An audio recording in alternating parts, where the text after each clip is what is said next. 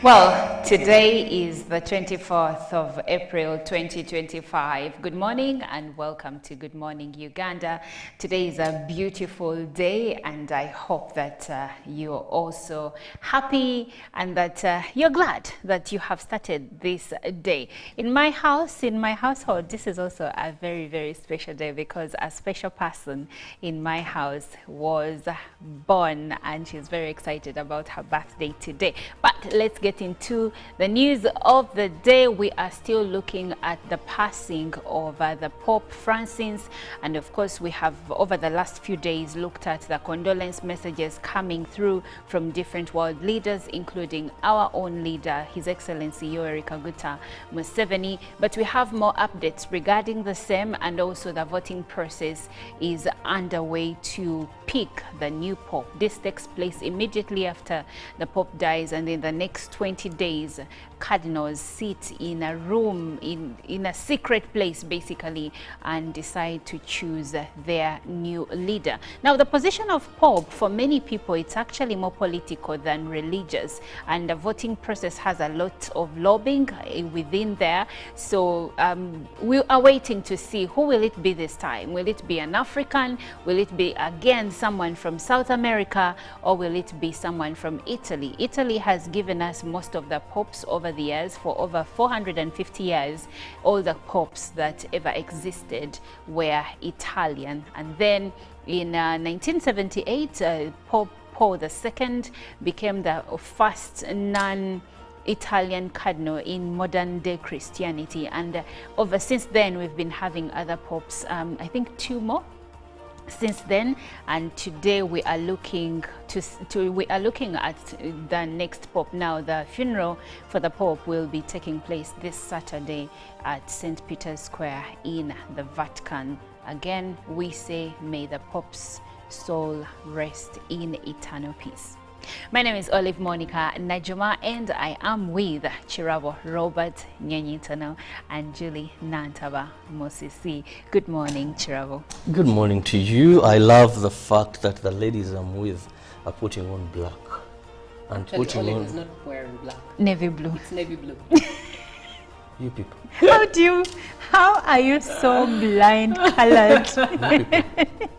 This is dark black. No, this is dark blue or navy black. blue. It is pretty much in the same color family as what Yes, you if wear. anything, the both of you are wearing blue. Now Yes. from Different today shades of onwards, blue. I'll never talk about colors. No, Today you can onwards, learn and talk about them. I can learn and talk about them.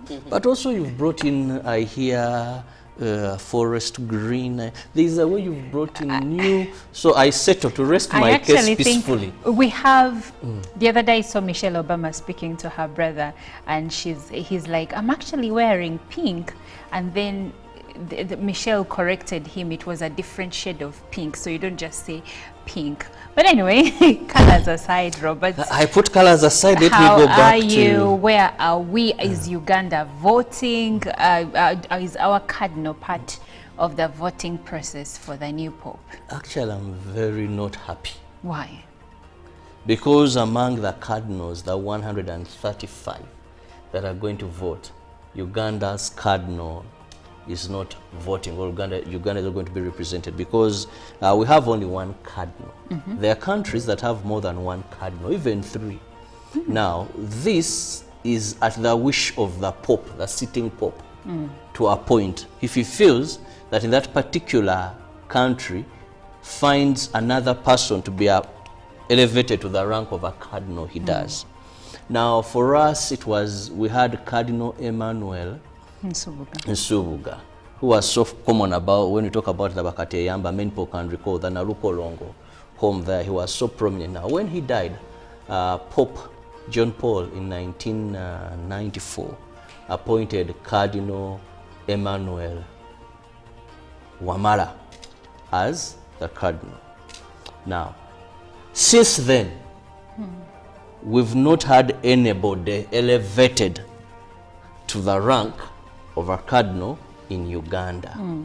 And the cardinal we have now, Cardinal Emmanuel Wamala, is about 95 years.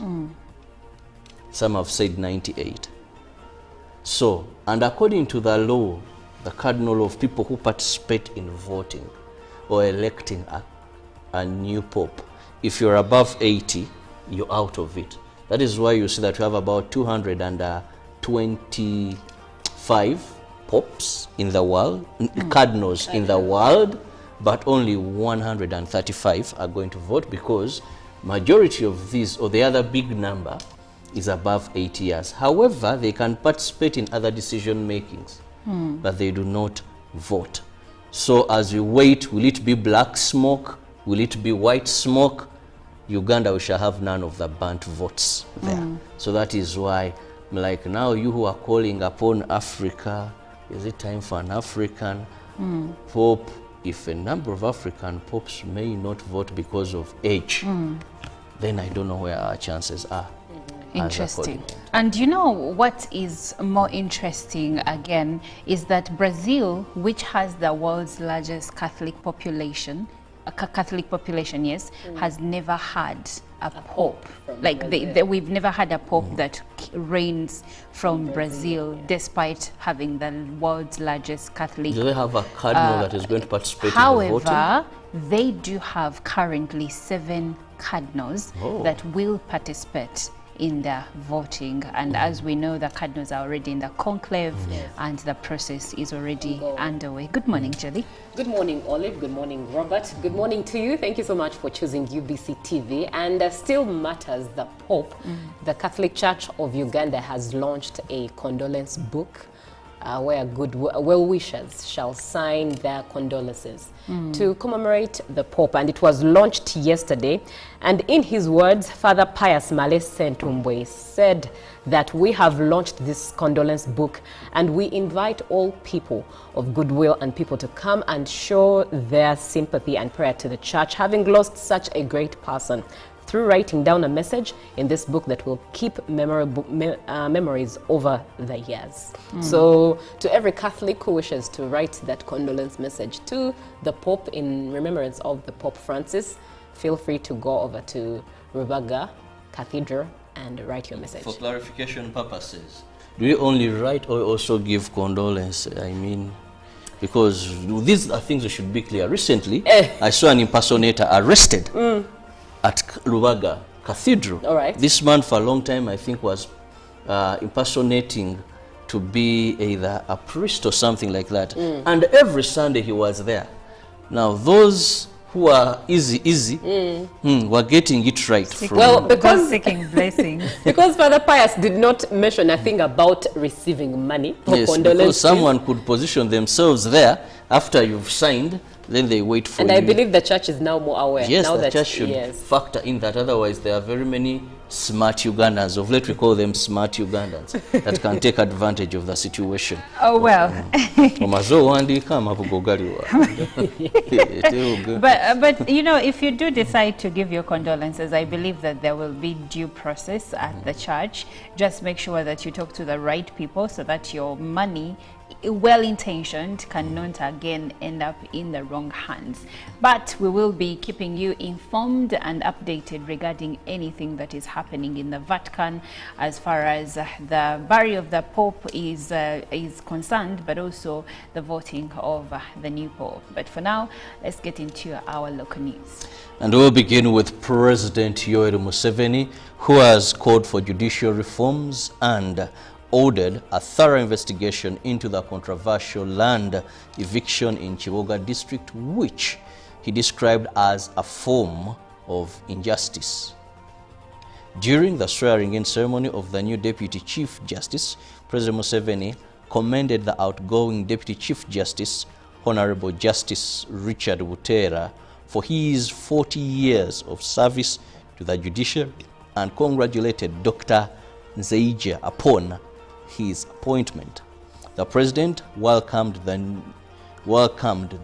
new, and in his remarks said we should focus on outdated and irrational legal practices, particularly in matters of inheritance and land disputes. Dr. Nzeija, upon assuming his new role, vowed to address outdated legal procedures that burden ordinary citizens, particularly in inheritance and family disputes.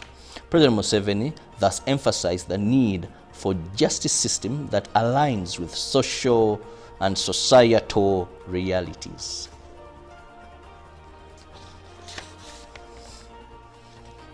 His Excellency Archbishop Wigbiyanka, the Pope Nuncio to Uganda, has addressed journalists in Kampala to eulogize the late Pope Francis.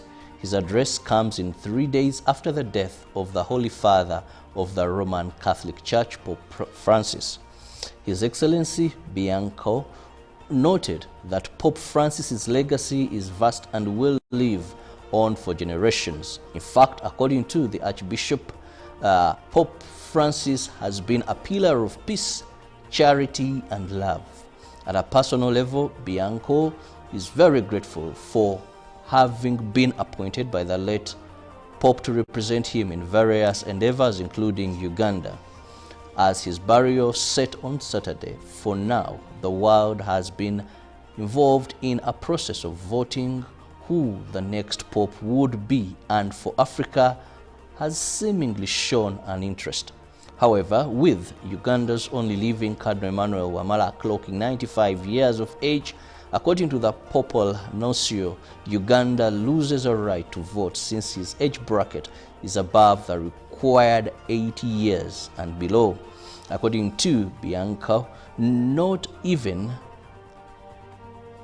after burial of the 9-day period of mourning will there be a change in this. He says the law is clear. You have to be 80 or below. The leader of opposition in Parliament, Joe Senyonyi, has expressed concern over the excessive number of prisoners. The maximum holding capacity of prisons is 22,000 inmates, but Uganda Prison Service holds 79,000 prisoners, of which 37,000 are on remand. Senyonyi has implored government, particularly the Ministry of Justice and Constitutional Affairs, to ensure expeditious trial of cases or else release those on remand who have taken long without trial. Senyonyi and other members of Parliament had gone to Uzira prison to check on political prisoners. After security check, only MPs were allowed to access the prison's premises as journalists kept waiting. Senyonyi expressed concern over the dire conditions in prisons. He further implored the judiciary and the Ministry of Justice to ensure a timely disposal of cases. Last week, Parliament objected the proposal to build more prisons, asking the authorities to expedite cases and avoid backlog. Among the prisoners visited included Dr. Kiza Besigye, Hajo Bedi Rutale, Bobby Yanga, among others. Other MPs who participated in the visit shared their views as well.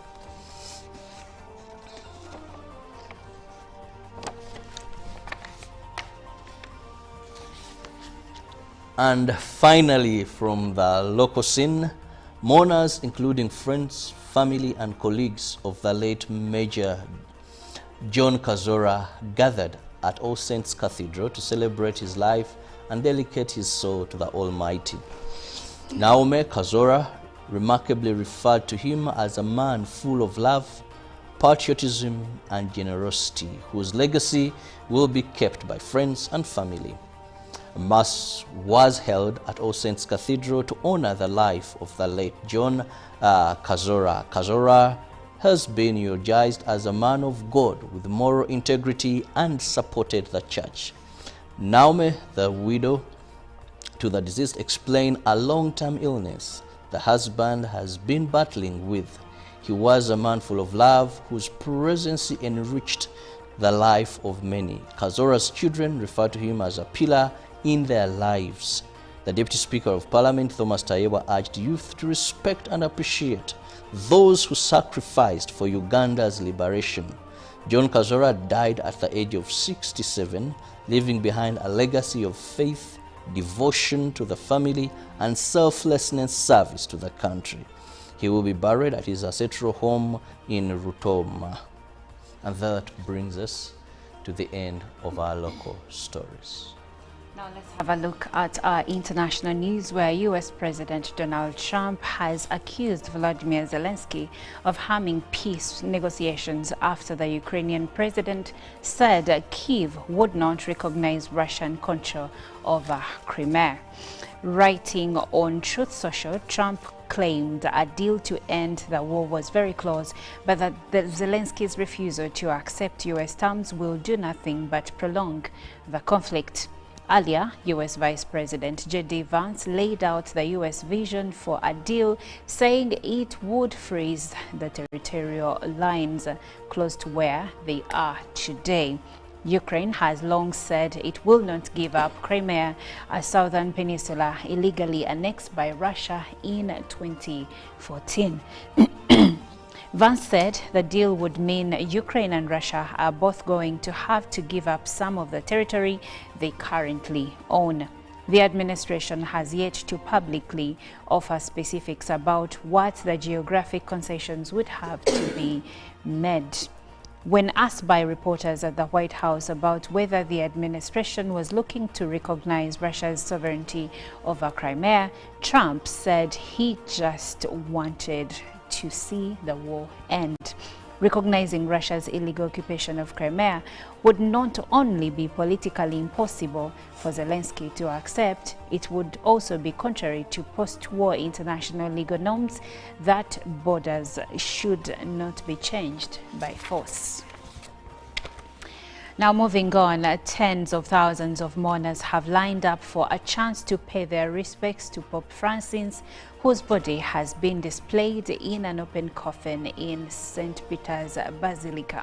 On Wednesday morning, as many as 20,000 people gathered to witness red-robed cardinals and white-clad priests escort the coffin from the Pope's personal residence. Bells tolled during the 40-minute procession, while the crowd broke into applause, a traditional Italian sign of respect. 9 days of mourning will be observed in the Vatican. The Argentine pontiff's funeral will be held on Saturday.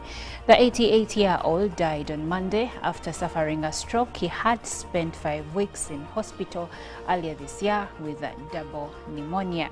Francis was the first Latin American leader of the Catholic Church and held the role for 12 years. His body will lie in state in the church until Friday evening.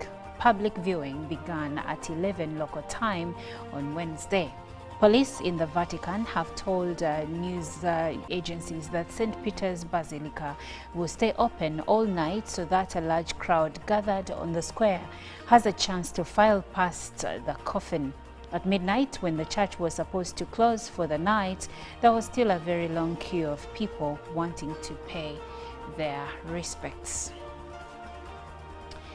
Now coming back to Africa, the Democratic Republic of Congo government and the M23 group on Wednesday issued a landmark joint statement saying they had agreed to halt fighting in the east of the country while they work towards a permanent truce.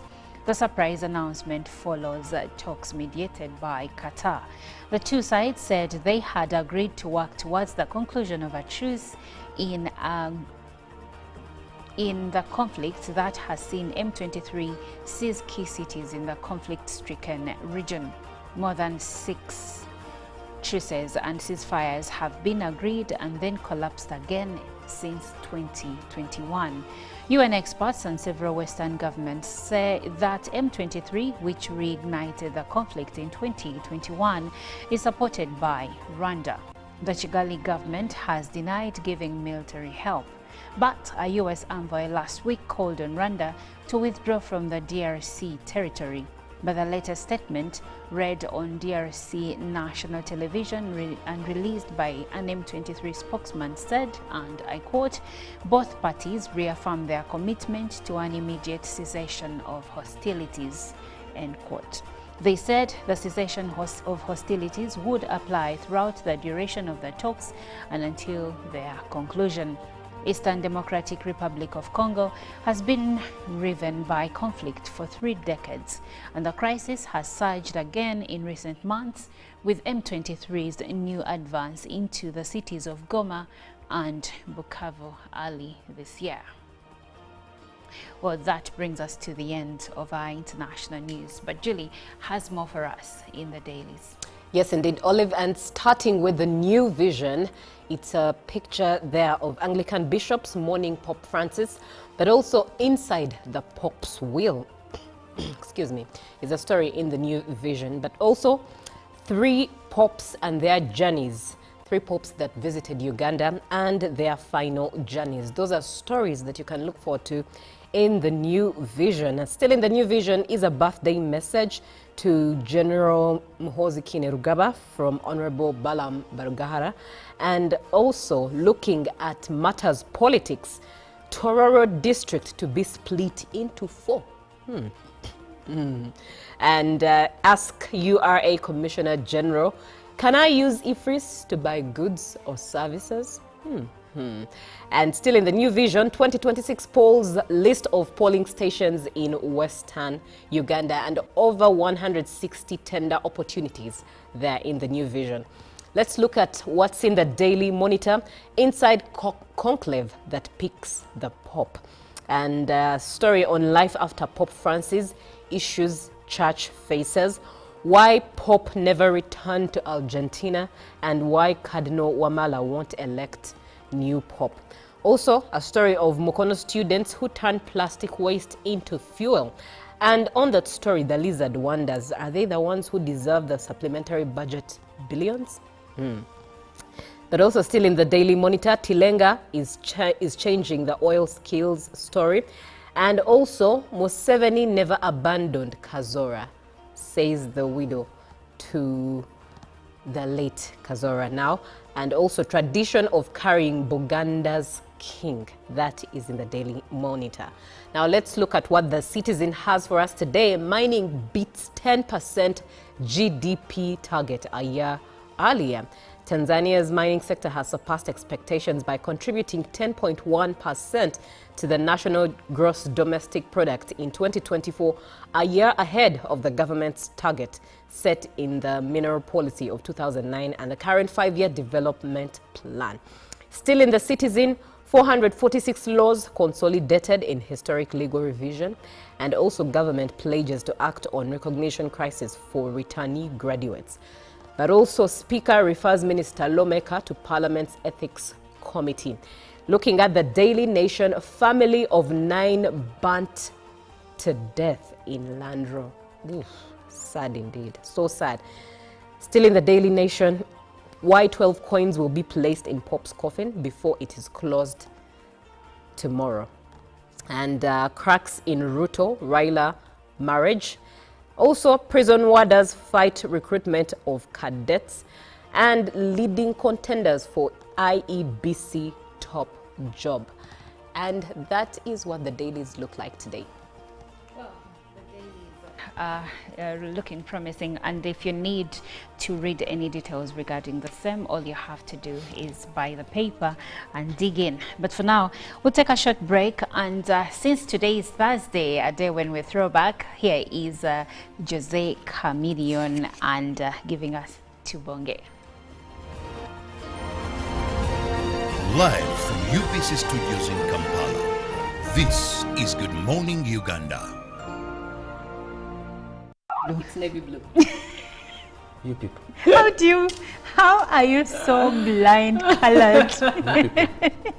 This is dark black. No, this is dark And this blue is or light navy black. blue. It is pretty much in the same color family as what Yes, you if wear. anything, the both of you are wearing Now, blue. Yes. from Different today shades of onwards, blue. I'll never talk about colors. From No, today you can onwards. learn and talk about them. I can learn and talk about them. But also you've brought in, I hear, forest green. There's a way you've brought in new. So I settle to rest I my case actually peacefully. think we have, the other day I saw Michelle Obama speaking to her brother, and he's like, I'm actually wearing pink. And then Michelle corrected him, it was a different shade of pink. So you don't just say pink. But anyway, colors aside, Robert. I put colors aside. Let me How go back are you? to. Where are we? Is Uganda voting? Is our cardinal part of the voting process for the new pope? Actually, I'm very not happy. Why? Because among the cardinals, the 135 that are going to vote, Uganda's cardinal is not voting, or Uganda is not going to be represented, because we have only one cardinal. There are countries that have more than one cardinal, even three. Now, this is at the wish of the pope, the sitting pope, to appoint. If he feels that in that particular country finds another person to be elevated to the rank of a cardinal, he does. Now, for us, we had Cardinal Emmanuel Nsubuga, who was so common about, when we talk about the Bakateyamba, many people can recall the Narukolongo home there. He was so prominent. Now, when he died, Pope John Paul in 1994 appointed Cardinal Emmanuel Wamala as the cardinal. Now, since then, we've not had anybody elevated to the rank of a cardinal in Uganda. And the cardinal we have now, Cardinal Emmanuel Wamala, is about 95 years. Some have said 98. So, and according to the law, the cardinal of people who participate in voting or electing a new pope, if you're above 80, you're out of it. That is why you see that we have about 225 popes in the world, cardinals in the world, but only 135 are going to vote, because majority of these, or the other big number, is above 80 years. However, they can participate in other decision makings, but they do not vote. So as we wait, will it be black smoke? Will it be white smoke? Uganda, we shall have none of the burnt votes there. So that is why, like now, you who are calling upon Africa, is it time for an African pope? If a number of African popes may not vote because of age, then I don't know where our chances are. Interesting. And you know what is more interesting again is that Brazil, which has the world's largest Catholic population, yes, has never had a pope. Like we've never had a pope that reigns from Brazil, despite having the world's largest Catholic. Do they have a cardinal that is going to participate in the voting? However, they do have currently 7 cardinals that will participate in the voting, and as we know, the cardinals are already in the conclave, and the process is already underway. Good morning, Jelly. Good morning, Olive. Good morning, Robert. Good morning to you. Thank you so much for choosing UBC TV. And still matters, the Pope. The Catholic Church of Uganda has launched a condolence book where good well-wishers shall sign their condolences to commemorate the Pope, and it was launched yesterday. And in his words, Father Pius Male Sentumbwe said that we have launched this condolence book, and we invite all people of goodwill and people to come and show their sympathy and prayer to the church, having lost such a great person, through writing down a message in this book that will keep memories over the years. So to every Catholic who wishes to write that condolence message to the Pope in remembrance of the Pope Francis, feel free to go over to Rubaga Cathedral and write your message. For clarification purposes, do you only write or also give condolence? I mean, because these are things that should be clear. Recently, I saw an impersonator arrested at Rubaga Cathedral. All right. This man for a long time, I think, was impersonating to be either a priest or something like that. And every Sunday he was there. Now those who are easy were getting it right. Because seeking blessings. Because Father Pius did not mention a thing about receiving money for yes, condolences. because someone could position themselves there after you've signed then they wait for And you. I believe the church is now more aware. Yes, now the that, church should factor in that. Otherwise, there are very many smart Ugandans, of late we call them smart Ugandans, that can take advantage of the situation. Oh, well. But you know, if you do decide to give your condolences, I believe that there will be due process at the church. Just make sure that you talk to the right people so that your money, well-intentioned, cannot again end up in the wrong hands. But we will be keeping you informed and updated regarding anything that is happening in the Vatican as far as the burial of the Pope is concerned, but also the voting of the new Pope. But for now, let's get into our local news. And we'll begin with President Yoweri Museveni, who has called for judicial reforms and ordered a thorough investigation into the controversial land eviction in Chiwoga district, which he described as a form of injustice. During the swearing-in ceremony of the new Deputy Chief Justice, President Museveni commended the outgoing Deputy Chief Justice, Honorable Justice Richard Butera, for his 40 years of service to the judiciary and congratulated Dr. Nzeija upon his appointment. The president welcomed the new, and in his remarks said we should focus on outreach.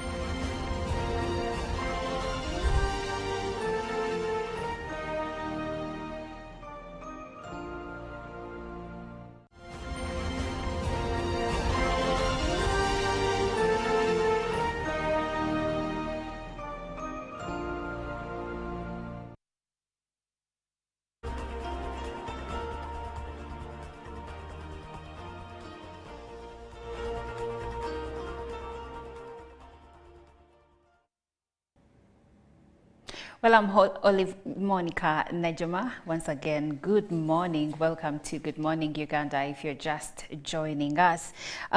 We have a report that was released by the Kampala Capital City Authority indicating that half of Kampala's women are either obese or overweight, and 20% of Kampala's men are also either obese or overweight. And also this same report does indicate that childhood obesity is also on the increase, and it gives credence to the notion that people in the city centers are not feeding well or have sedentary lifestyles, and many more. Now, today I will be speaking to a wellness expert to tell us what are we doing wrong and how can we change that? How can we change that so that we can ensure, first of all, that we are healthy and that we are safe? Because also the report does highlight that lifestyle diseases are on the rise. So there is a lot that is, intermarried together.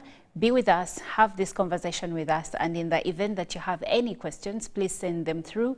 The number is 0709602592. My name is Olive Monica Najima, and my guest today is one that will help you to actually think deeply about your food choices and the other things that you're doing. How is your lifestyle like? I'll be speaking to Coach Purity Wako, who is a certified transformational coach, a nutritionist, the CEO of Quera Beats, and founder of Quera Women in Business Academy and Community. Now, Purity was also listed among the BBC's 100 most influential women in the world in 2019. She's a passionate mentor, speaker, and associate pastor at the Sanctuary Church. She empowers women to rise in wellness, business, and purpose. There is so much about Purity, so I am excited about this conversation. Hopefully you are too. Well, good morning, Purity. Good morning, Olive. How are you? I'm great. How are you? I'm doing fine. You look amazing. Thank you. Thank you. At a recent conference where you were one of the keynote speakers, you did share a picture of yourself at, I think you were 27, and at around 90 kilograms. Yes, Now, 95. and now looking at you now, looking very beautiful, in good shape, your skin is glowing, and then looking at the report by KCCA saying that half of Kampala's women are obese. Yeah. That's where I come in, Purity. What are we doing wrong? Wow. Or what are we not doing? Thank you, Olive. Half of Kampala women are obese. Yes. You know, obesity is a risk factor. It's a risk factor, and we are living in a generation or in a time where most of our work is done well seated. We don't have this kind of movement all the time, so we are living sedentary lifestyles. And then the food that we eat is junk or not well prepared. So at the end of the day, people end up eating a lot, eating bad quality, sitting a lot, and definitely that contributes to the weight. Okay. Yeah, there's so much we are doing wrong. We don't rest, we don't get enough sleep, which can mess us up, especially our hormones. So when your hormones are messed up, for example, when you don't get enough sleep, your body is not able to produce certain hormones that help you reset. So during that day, you are not productive enough. That also can contribute to putting on weight. But the biggest attribute, I think, is the way we eat, the diet. The diet is so bad. We eat a lot, and whatever we eat does not have the nutrients that are needed, that are recommended for us to take in at least for a day. Yeah. Okay, so it is the diet, the lifestyle of work, the Yeah, nature no- of no work that we have. exercises, yes. No exercise. Wow, there is a lot. But let's break it down. You did touch on sleep and rest, that we are not doing that. I mean, for most of us, we think, okay, God made night and day. Yeah. During the day, you're awake. During the night, you sleep. But how important is sleep, especially for women? Because today we are also, it goes without saying that women of a certain age are also facing a certain kind of problem, set of problems. So how important is this sleep to our bodies? Sleep is very, very, very important. And like you said, that's why God created day And night. and night. Now, for us to work during the day, and then we also go on in the night. We do not know when to close this phone, or even close that laptop, or even stop. So the body is fighting to try and reset itself. And once that is not done, it messes up your hormones. And your hormones, most of your hormones, like the cortisol hormone, can be activated when you don't get enough sleep, because this is a stress hormone. And a stress hormone is dominant. A dominant hormone like cortisol will block the burning of fat. Because it blocks the work of the other hormones that you have, because it's a dominant hormone. So you can see how you're not sleeping is affecting your weight management. Because now it's getting into your hormones, and you know hormones are our chemical messengers. So when they do not get enough, they don't get the right communication, the right messages, because now you're supposed to sleep but you're not sleeping. So when you wake up, probably now the body thinks now it's a time to sleep, you know. So that ends up messing up every other hormone of your system, and definitely it will contribute to putting on weight. So it's not just how we are eating, though diet definitely Of course. is Yes. is what contributes most. Yes. Yes, but then we need to look at sleep, we need to look at hydration, we need to look at exercise, we need to look at the general lifestyle. How are we controlling negativity, stress? All those things can really get to us, and we will just be putting on weight every other day. Wow. If you're just joining the conversation, there is a report by Kampala Capital City Authority indicating that half of Kampala's women are either obese or overweight. First of all, what is obesity? Because sometimes, for some people, these are just English words. You know, everyone is supposed to have a certain body BMI. That's body mass index. Yes.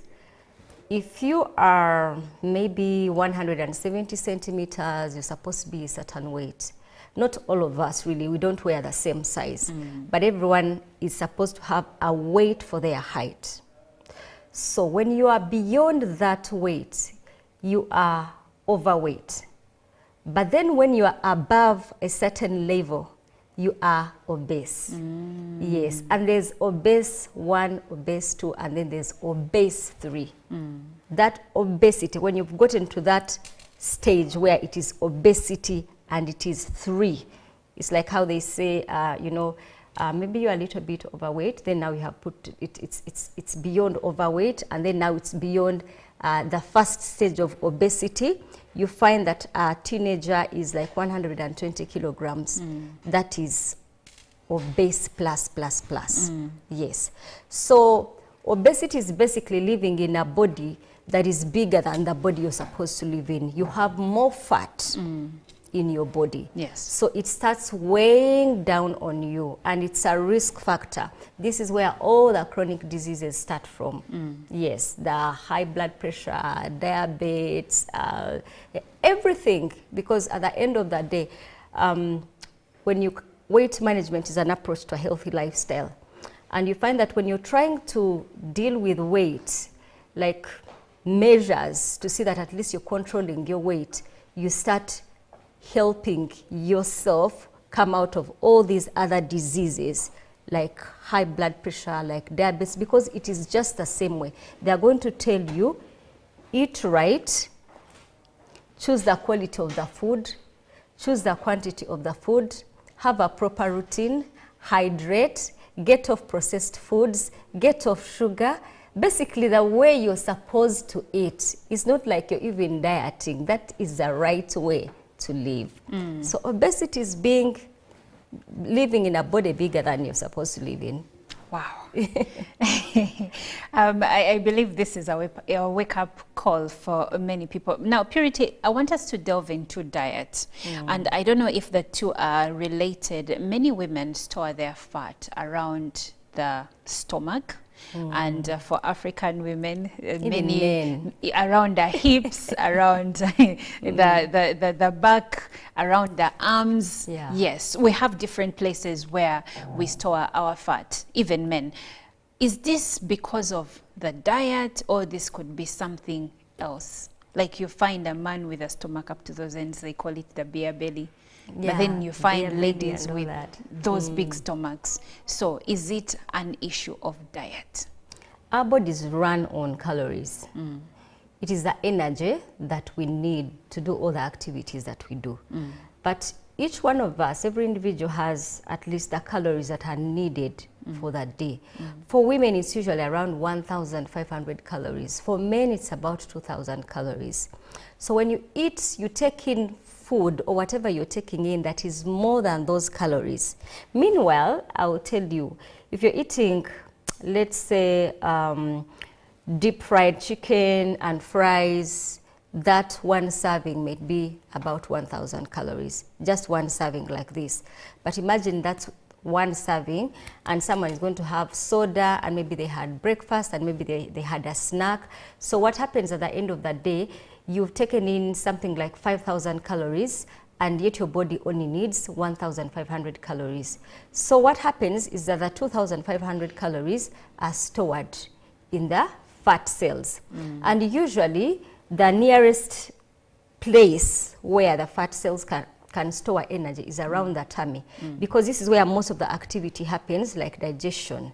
So your body is thinking at the end of the day, if we need this energy, we will have to get, it has to be near around the tummy, because that is where most of the activity happens, all right? So it is stored around the tummy, and that is how it keeps adding every other day. Because every time you take more than the body is going to use to expend, what happens? It is stored. It is stored. It is stored. So you don't see it happening, but after some time, you realize that your tummy is growing. Then when this fat is full, then some people start even putting on fat in different places, you know, and your body is hoping one day you're going to go to those stores and use the fat. That's why when you are trying to lose weight, now we will tell you that, what do we mean? Take in foods that are dense in nutrients but very low in calories. So that at least at the end of the day, you've taken in about 800 calories, let's say.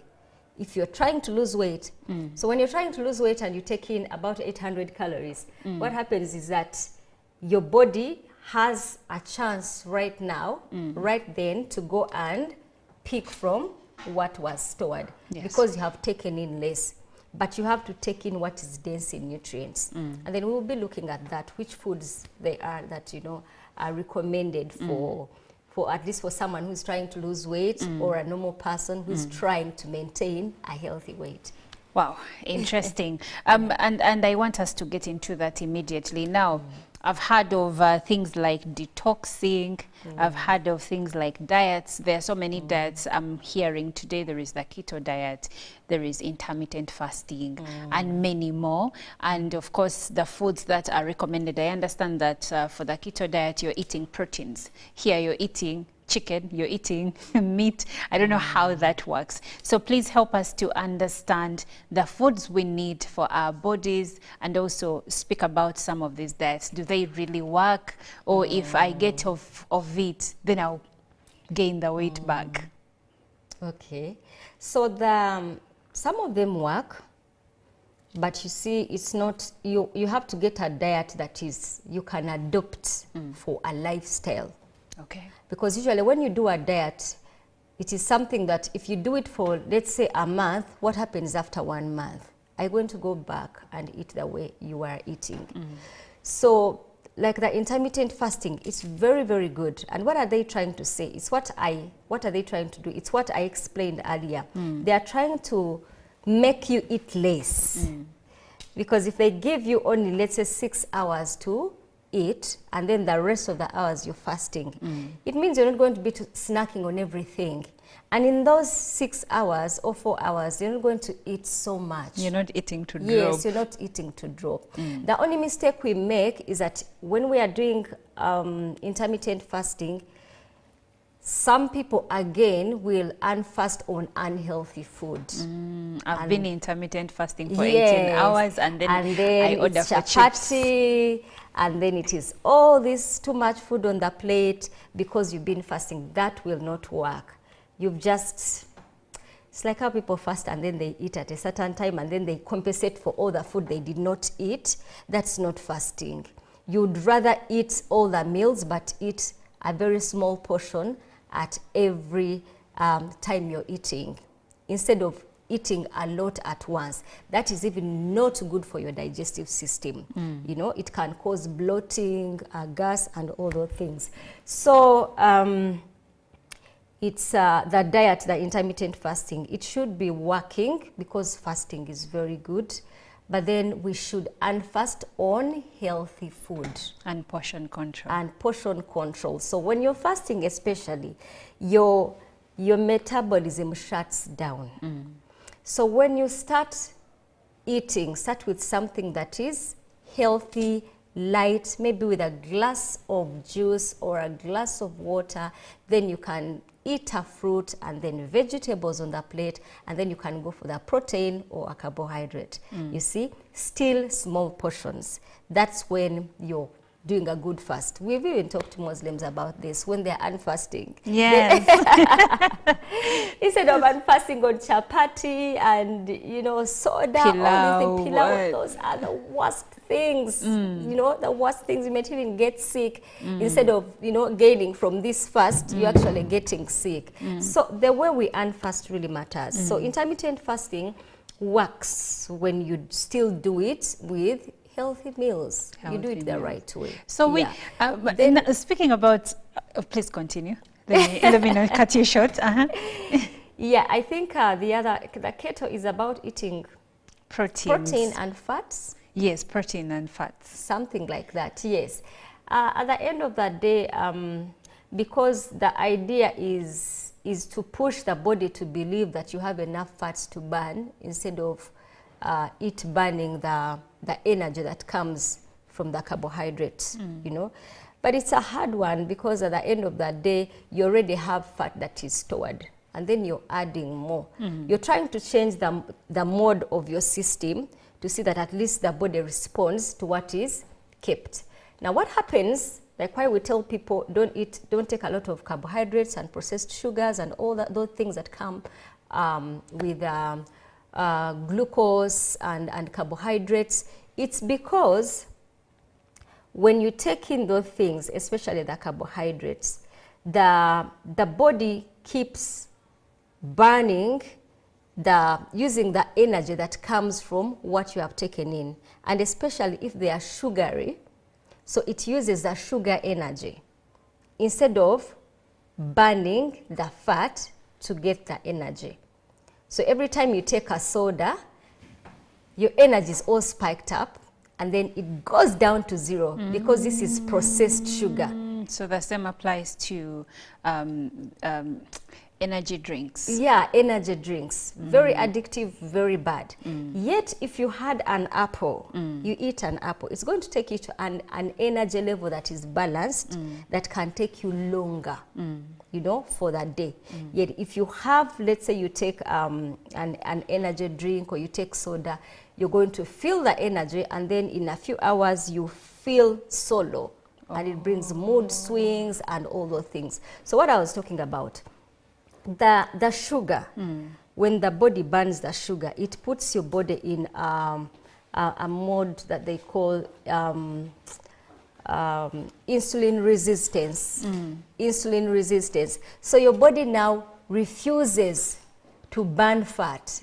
It only uses sugar for energy. Yeah. So that is why some of these diets, you really need to go and see a dietitian, you need to go and see a nutritionist. They check you, they see, you know, what exactly you need, because our bodies are different. You might want to do something, yet you have ulcers. And then you're trying something because you saw it, you got a recipe from Facebook, from the internet, yet we are all different. Another diet I can talk about is, okay, we've talked about the intermittent fasting and keto diet. Okay, what I recommend myself is just having small meals, but not starving yourself. I think the misconception has been that when you starve yourself, you lose weight. You actually don't.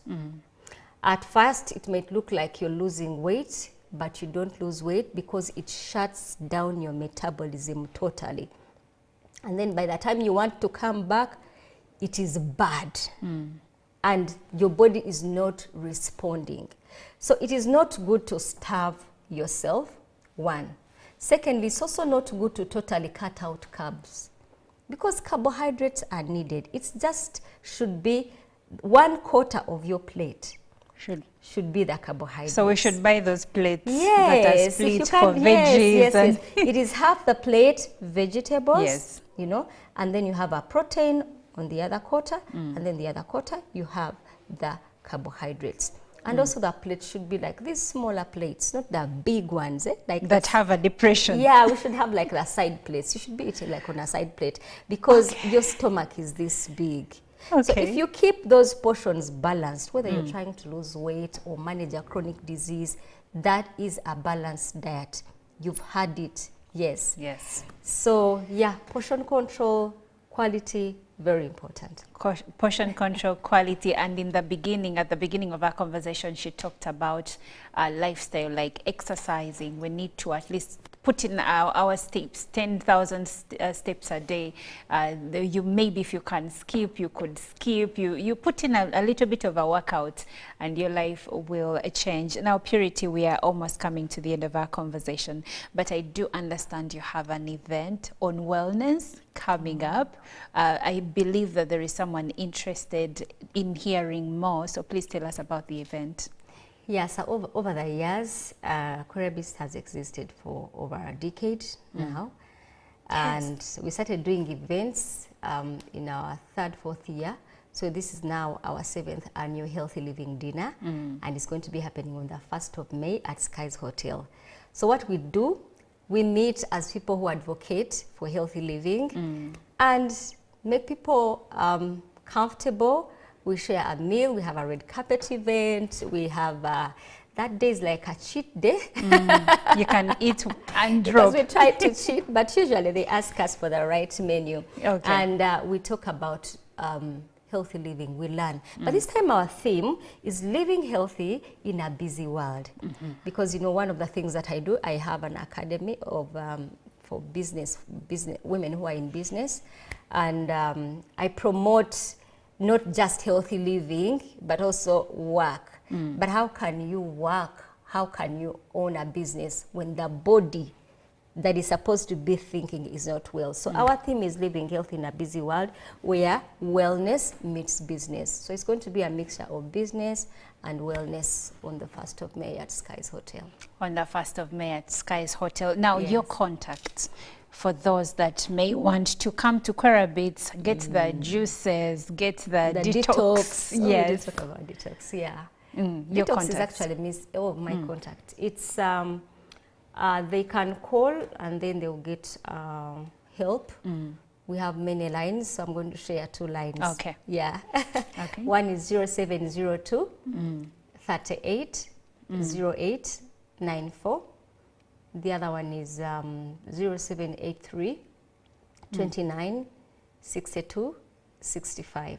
Yes. Yes, when they reach that, they will have, when they call those, they will have reached Querabits. Okay. Yes. Maybe in a minute, tell us about some of the juices that you have, briefly. Okay, some of the juices that we have, you know, some people have ulcers, others want to detox, others want to, they are fighting chronic diseases, but they are missing on certain nutrients which they cannot find in food.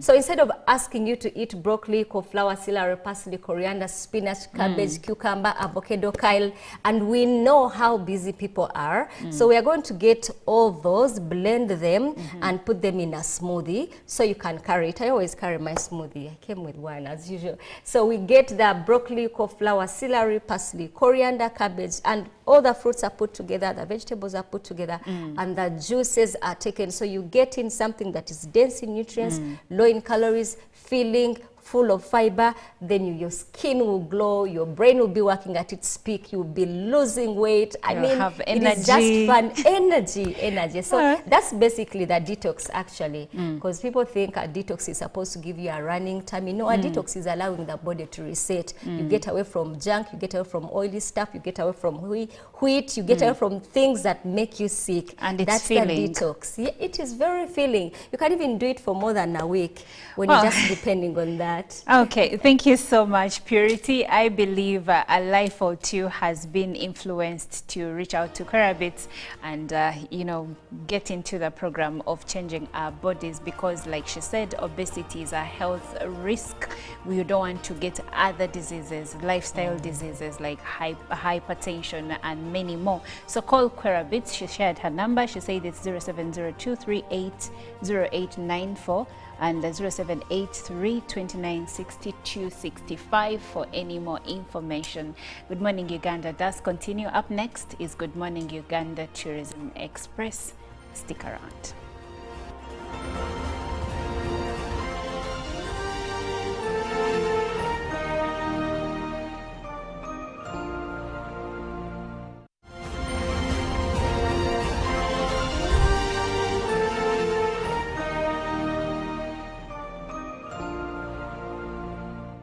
Buza Commissioner, enhancing tax education and bringing it closer to the taxpayers. Many Ugandans have questions about the taxes they pay to URA.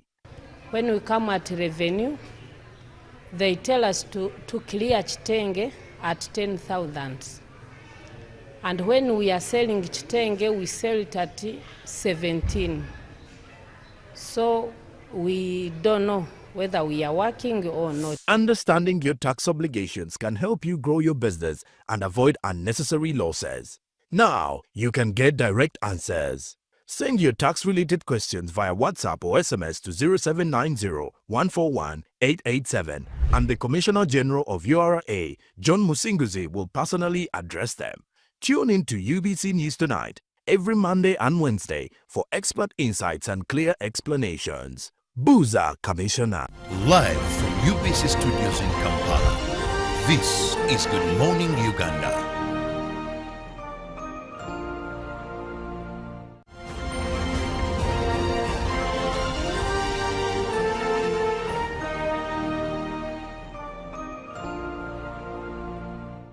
The temperatures are really crazy. Like you can see, it's a hot morning and we are still at Namugongo Shrine, and behind us is just the lake. It's called Uganda Martyrs Lake. I didn't know there's one of a kind like that, but also an appreciation to the Catholics. I think they've taken part in planting as many trees as they can, and when you get to this area, there's at least much shade regarding climate change. Now, bringing you back to what we've been discussing.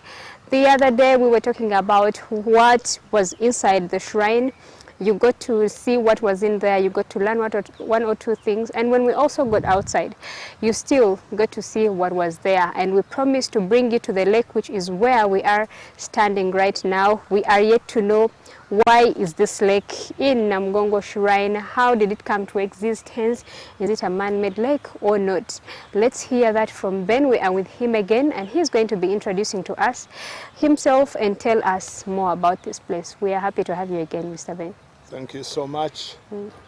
Once again, my name is Ben Tenywa, in charge of visitors and pilgrims at the Uganda Martyrs Catholic Shrine in Namugongo. Now, where we are, this is a man-made lake. We call it the Uganda Martyrs Lake. Before, it was a swamp. The executioners, after executing people up there, they were sloping down here in the swamp to wash, to bathe, to cleanse themselves, refresh themselves. Tell the ghosts, not responsible for your death. It is the king who told us to kill you, don't haunt us. It is the goddess of Uganda, you minimized and called them demons, responsible for your death, not us. So now, when they were designing the place, a priest who was here in charge, the late Monsignor Lawrence Mbwega, decided to dig the lake.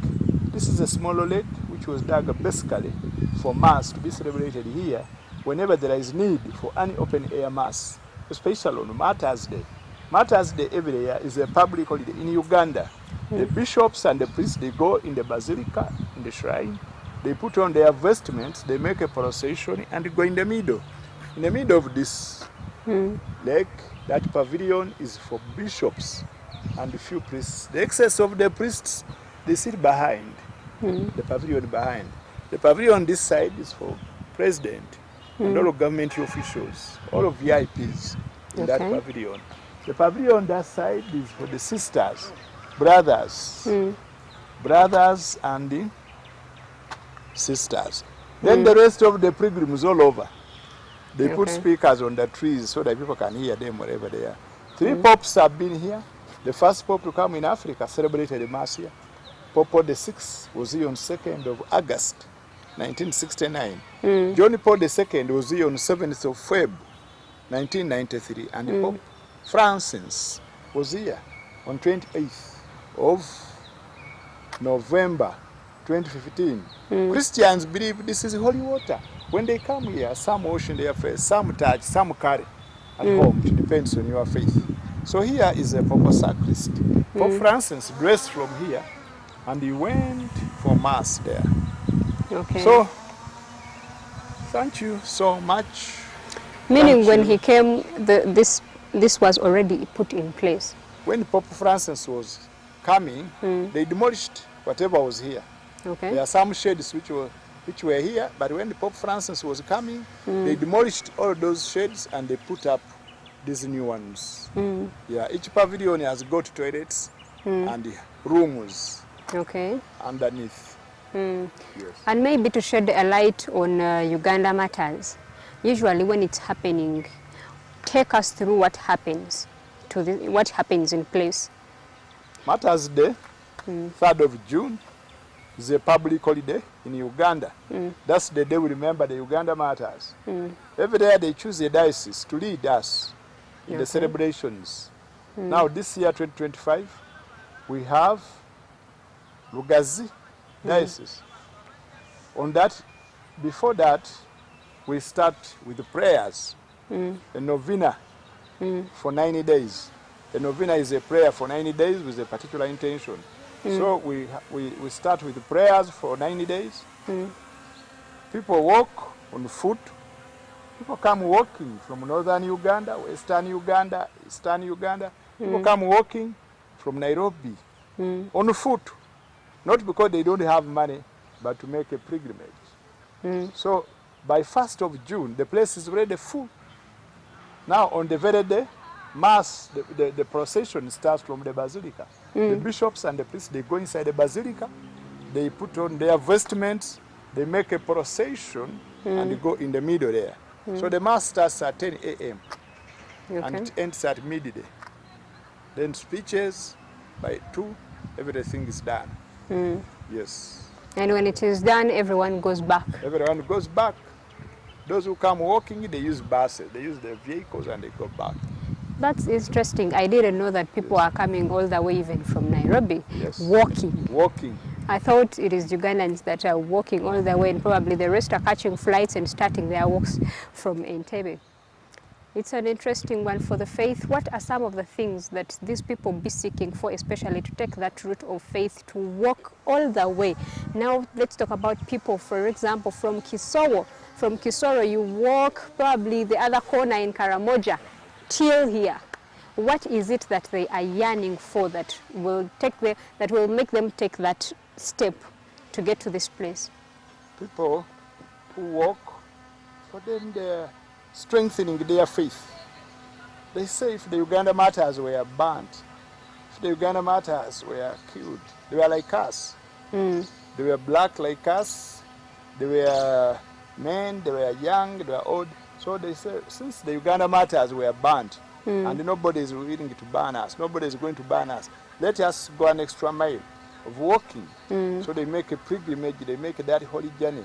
And in the process, they believe they are communicating with God, they are talking to God, they are coming nearer to God. And in the process of doing that, some are asking for forgiveness of their sins, some are asking for their particular intention is they intend to receive from God. So it is a holy journey, it's a prayerful journey. People come praying, people come telling God, seeking for forgiveness. People come, some come with particular intentions. This year in this pilgrimage, I'm asking for this. So doing that, let me walk. I'm asking for forgiveness of my sins. Doing that, let me walk. To achieve that, let me walk. So that's why you see people walking. Walking to be more nearer, to strengthen their faith, to be more nearer to God. Yeah, in this event, pilgrimage. This is a place we've got to learn about for so many years. How have you been able to keep it this clean and intact in this area? Yes. You see, this is a place of visitors. This is a place of pilgrims. Yes. So we have we have workers, workers who are always here to clean up this place. So on daily basis, visitors come. So for that matter, we have workers who clean the place. We have enough workers who clean this place to make it clean the way you have found it. Yes.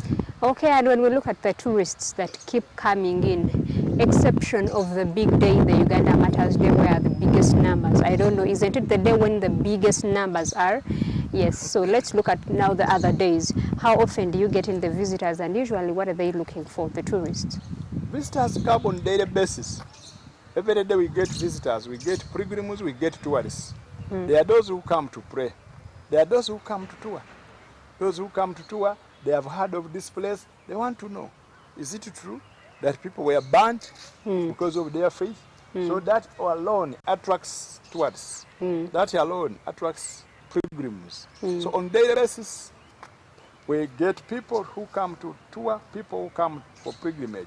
Because what happened here is not common, that people were burnt. In Uganda, it is only here. In Africa, it's only here.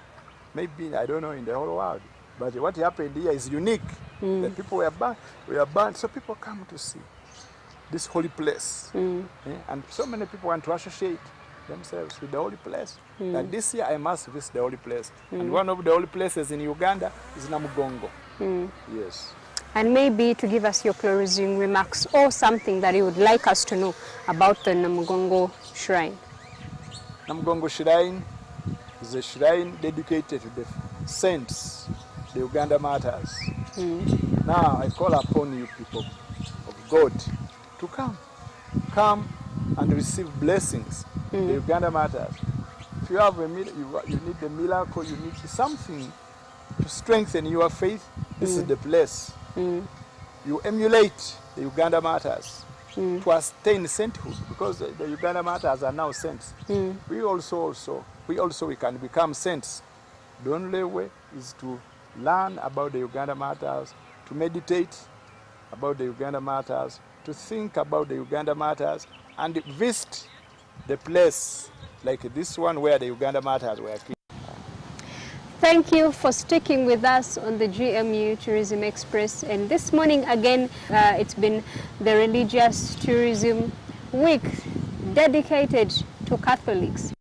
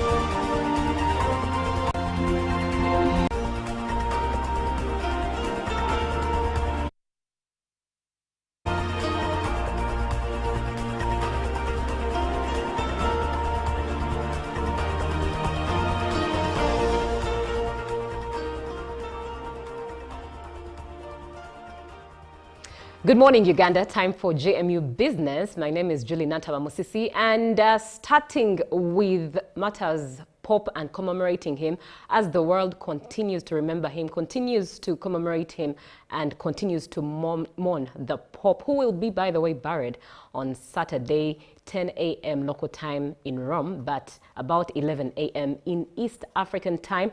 The Institute of Certified Public Accountants of Uganda has joined the rest of the world in mourning Pope Francis, commending him for his commitment to global peace, stability, and environmental conservation. Now, speaking at the opening of the three-day Third Public Finance Management Conference at Imperial Resort Beach Hotel in Entebbe, the Institute's Deputy President, CPA Ronald Mutumba, described the late Pope as a transformative spiritual leader who transcended political and cultural boundaries. The Deputy Governor of the Bank of Uganda, Professor Augustus Niwagaba, has asked Ugandans, especially accountants, to take the lead in promoting morality, shunning corruption, and embracing accountability.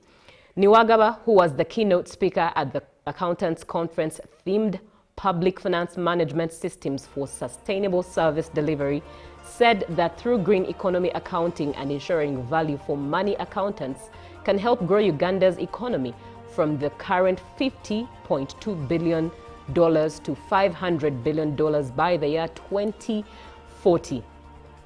Professor Niwagaba emphasized that doing good today builds lasting foundations for future generations. And the Institute's Deputy President, CPA Ronald Mutumba, described the late Pope as a transformative spiritual leader who transcended political and cultural boundaries.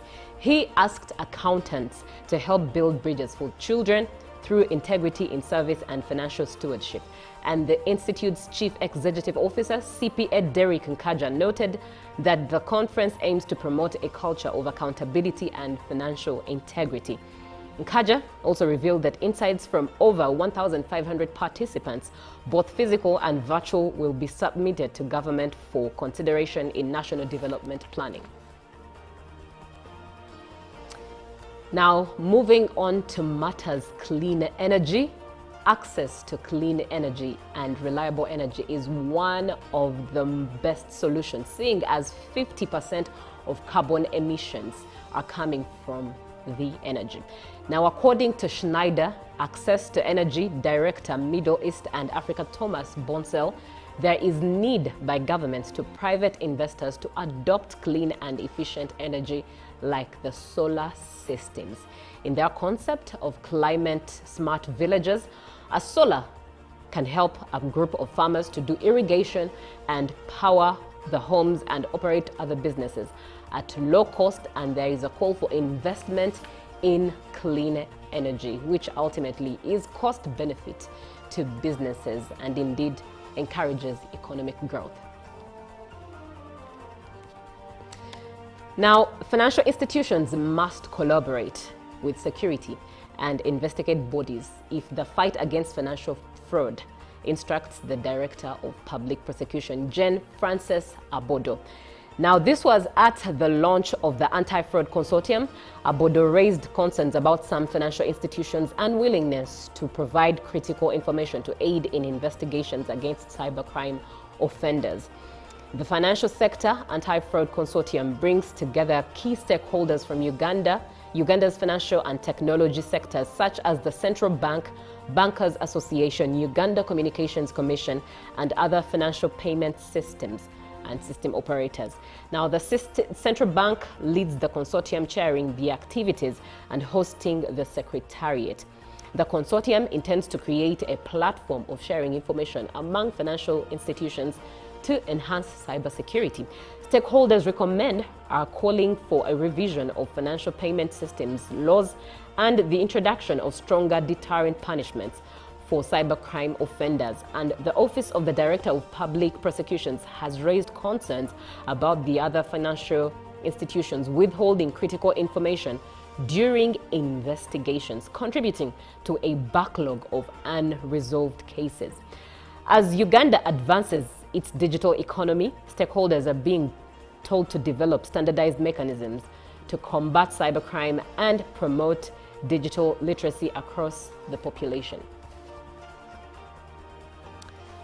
Finally, the Minister of State for Veteran Affairs, Honorable Huda Abason Oleru, has commissioned a new showroom for armored vehicles aimed at improving client access to UPDF manufactured products. This development is expected to allow potential customers to view, assess, and familiarize themselves with the vehicles before making a purchase, given the long distance to the Nakasongola manufacturing plant. The minister said that this initiative aligns with efforts to enhance UPDF's defense capabilities, while also providing secure mobility solutions to individuals, financial institutions, and security agencies. Now, the National Enterprise Corporation, NEC, which is the commercial arm of the Uganda People's Defense Forces, has officially opened the NEC Straight Armored Vehicle Showroom at Abaita Babiri along Entebbe Road. This facility is designed to bring the products closer to clients. NEC manufactures a range of defense and civilian products through a joint venture with the UAE-based Straight Group at the Nakasongola Armored Vehicle Plant. The plant currently has the capacity to produce up to 40 armored vehicles per month, targeting both domestic and international markets. Honorable Huda Abason, State Minister for Veteran Affairs, reaffirmed the government's commitment to strengthening national security and readiness to respond to emergencies. Well, now let's look at what the forex rates look like as of the 23rd of April, and the dollar was buying at 3,657.68 and closed in at 3,667.86. That is the amount it sold at. But the British pound was buying at 4,868.73 and selling at 4,882.04. The euro was buying at 4,167.56 and selling at 4,178.95. And the Kenyan shilling was buying at 28.19 and selling at 28.26. Finally, the Tanzanian shilling was buying at 1.36 and still selling at 1.36. That's it from GMU Business today. Up next is the agenda, so stay tuned. UBC TV. Good morning, Uganda.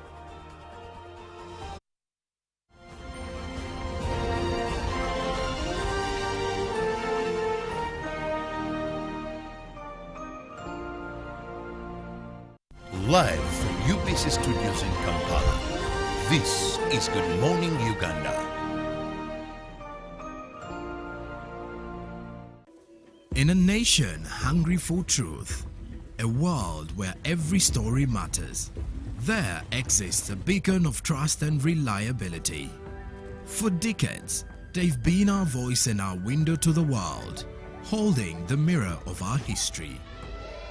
With 4 TV stations and 11 radio channels spanning 27 languages, they stand as guardians of information, defenders of truth. With Mascari Heritage Advantage, they uphold every citizen's right to reliable and free information. Their archived stories shaped our past and illuminate our present. Yet now, as new challenges arise and the world evolves, their mission faces its greatest test yet. Be part of our journey and let's navigate the unknown, uncover the untold, and safeguard our future together. Tune into your public broadcaster, for it is the intersection of trust and truth. Because to UBC, your story, every story, and every voice matters. UBC, inspiring Uganda. The government's core mandate is to maintain law and order, safeguard citizens' rights, and provide essential public services. Remember, one of the pillars of a roadmap is innovation and entrepreneurship. There has been this question of how are you protecting our indigenous seed? It's going to be a tall project. That answers somebody's question. For the past 20 weeks, the front bench has brought you insightful discussions on governance, security, healthcare, justice, and commerce. When you go through this complicated procedure, involve the lawyers, you bring the case against him, the judge will hear you out and pass judgment, and you're out of court in record time. We remain committed to keeping you informed and engaged on key national matters. So these are huge, these are powerful organizations which now Uganda chairs. Why don't you come together? If we haven't migrated to the e-card because of various reasons, including that not all the people of Uganda have smartphones. You can sit in your house, apply for a passport. If you have a Ugandan who has a successful logistics firm in the US, it means he can come to Uganda and do a lot more. Now airing every Monday at 8:30 p.m. with me, Jethro Kasaiji, your interface with the government only on your public broadcaster, UBC, inspiring Uganda.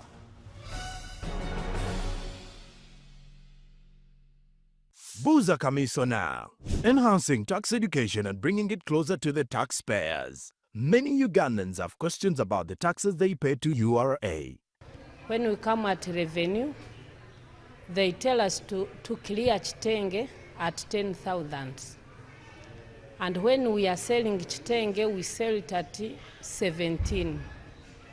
So we don't know whether we are working or not. Understanding your tax obligations can help you grow your business and avoid unnecessary losses. Now, you can get direct answers.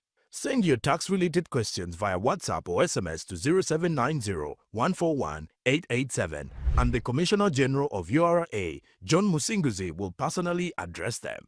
Tune in to UBC News Tonight every Monday and Wednesday for expert insights and clear explanations. Booza Commissioner.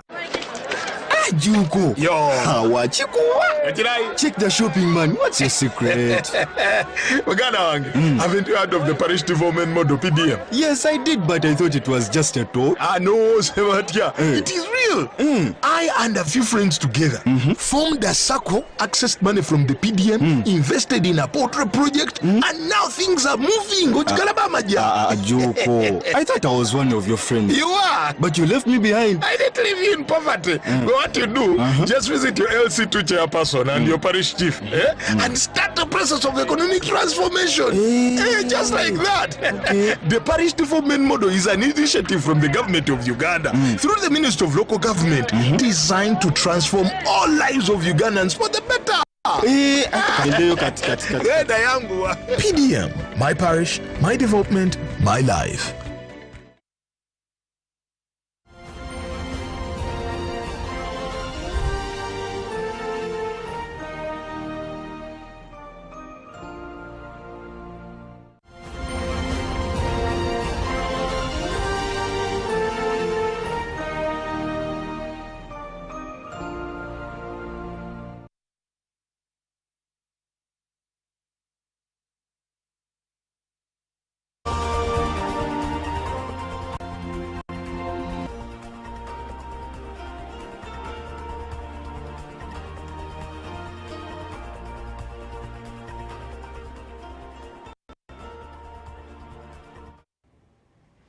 Well, you're watching Good Morning Uganda. My name is Olive Monica Najuma. Today is the 24th of April 2025. Thank you so much for being a part of all the conversations that we've had since we started at 6:30 up until this minute. Now, today we will be looking at World Day for Safety and Health at Work, and the purpose of this conversation is to empower workers through safe practices. Well, my name is Olive Monica Najuma, but before we get into this conversation, I would like to wish a very special person a happy 8th birthday. Today is the day that you were born, and you have brought so much joy to your family. Helma Malaika Ninsima, my child, Mommy says, happy birthday. You have brought me so much joy. We love you so much. You are the joy of our family. You bring so much peace and light to us.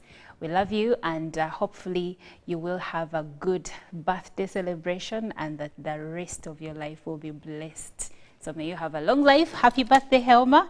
Now let's get into our conversation. Well, today, like I said, we will be looking at World Day for Safety and Health at Work, empowering workers through safe practices. And I will be speaking to Mr.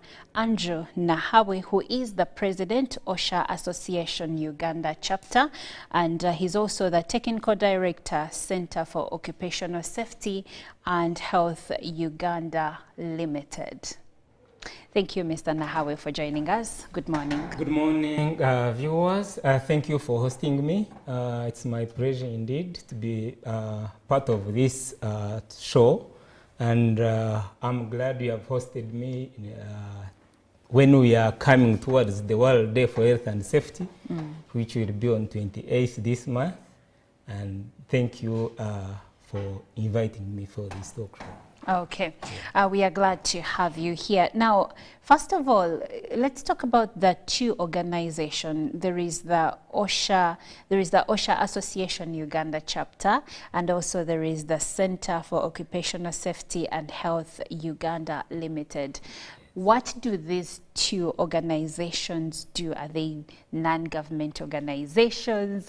What is your role and objective in this field? Okay, thank you so much. The two different organizations. One, OSHA Association, is a globally recognized association organization whose aim is to promote health and safety at work. And I was appointed the president for Uganda chapter. This is a globally recognized organization that is our head office in UK, but almost every country has got its chapter, and therefore I'm heading the Uganda chapter. And then when it comes to Center for Occupational Safety and Health Uganda Limited, where I'm the technical director, that is a consultancy firm that provides occupational health and safety services to different companies and organizations in East Africa. Our offices are here in Zambia at Suzy House, and our role there is to provide such services related to health, safety, and environment. Okay. Yes. Well, if you would like to join our conversation, the WhatsApp number is 0709-602-592. The same number has been displayed on your screen. Join us in this conversation, share your views, and also ask any questions that you may have as we get into the conversation. Now, Mr. Nahawe, what is the significance of World Day for Safety and Health at Work, and how can it impact workplaces globally? Thank you so much. There is a big, importance when it comes to World Day for Health and Safety at Work.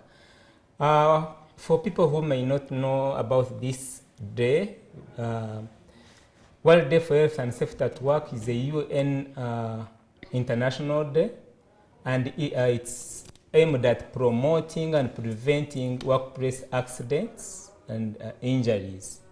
So it's very, very significant in that it gives us a chance to remind ourselves on the role we should play in the workplace in promoting health and safety.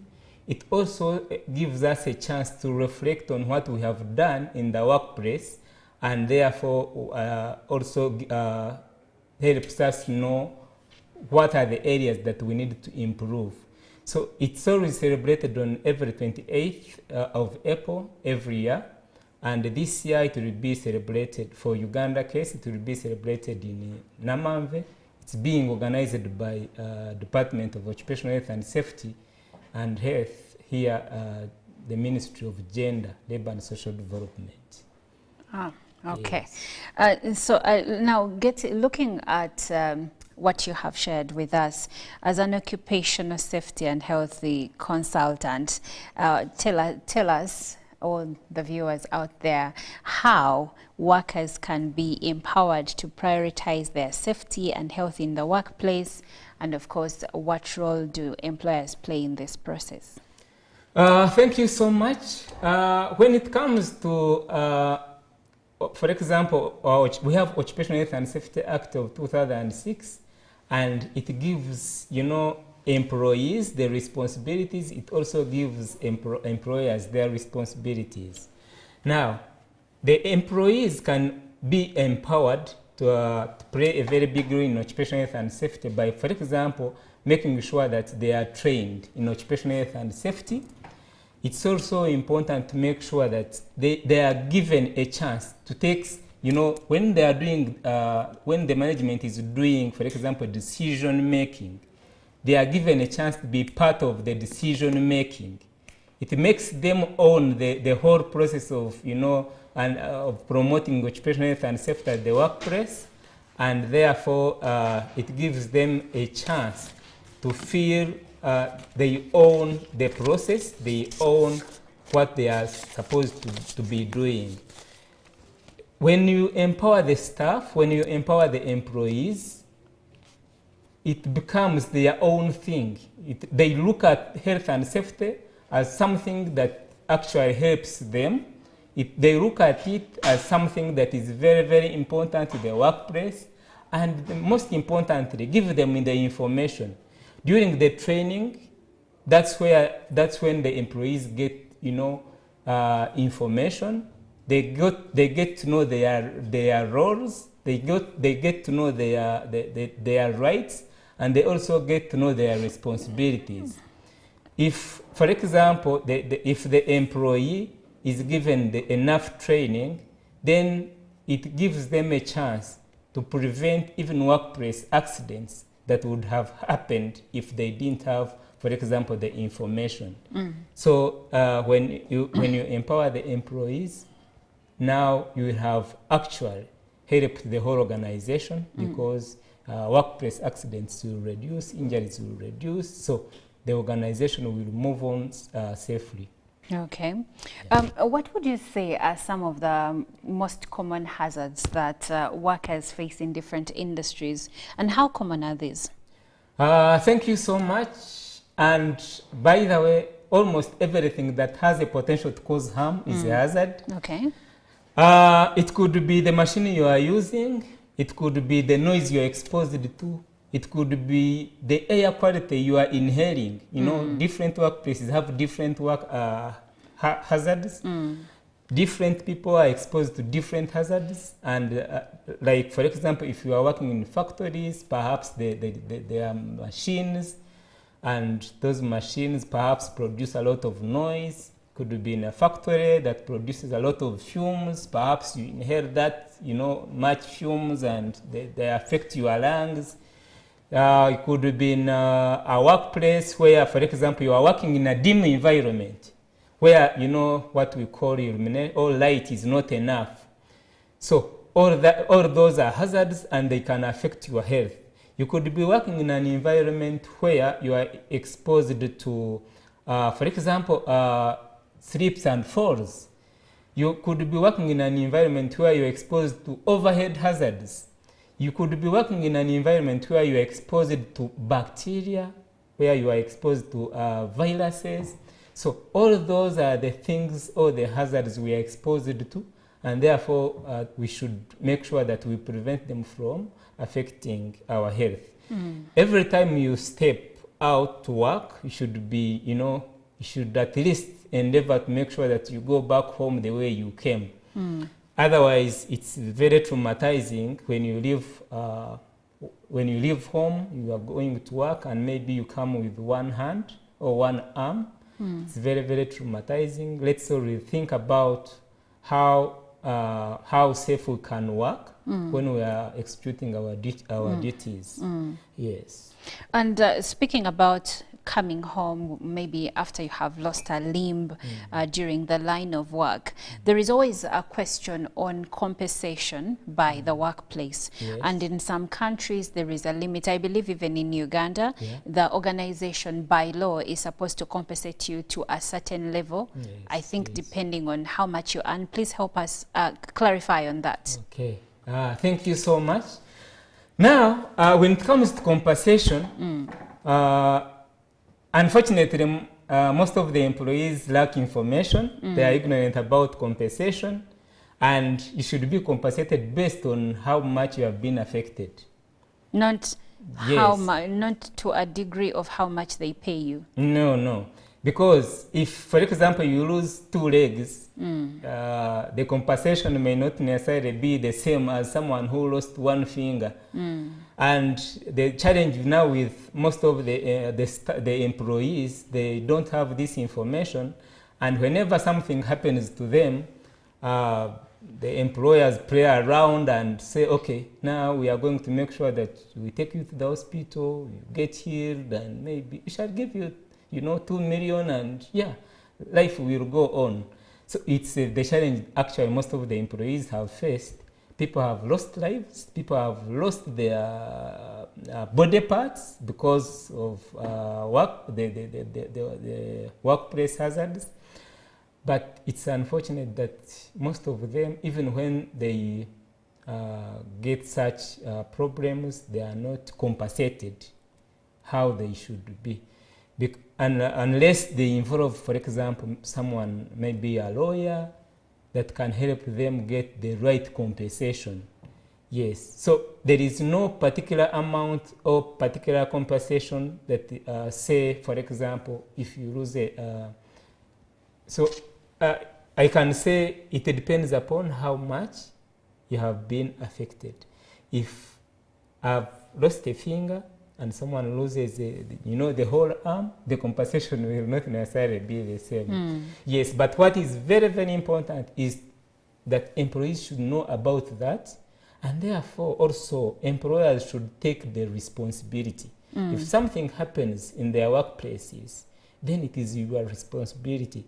As long as I come, even if I came as a visitor, and maybe I found an open manhole and I fell in that, as the owner of the premises, you are liable, and therefore, I can take you to the courts of law, and I get compensated, because as the owner of the premises, you are supposed to make sure that your workplace is safe for the public and the employees. The public, it means even the visitors, if they come to your premises, then they expect to come, they expect to be safe from any injuries or accidents. Okay.